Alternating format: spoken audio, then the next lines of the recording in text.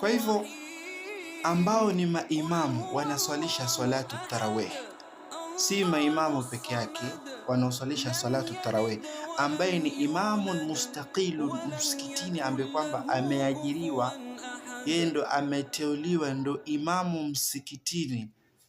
Ndugu zangu, kama upo katika jukumu hili, ujue upo katika mtihani mkubwa. Ujue kwanza ile unalolifanya, hiyo ni ibada, kitu cha kwanza. Kama kuna chochote unakipata kupitia hapo, hiyo ni riziki tu, naipata ni kitu ambacho unakipata tu, kinakusaidia mambo, shughuli zako, harakati, matumizi kidogo.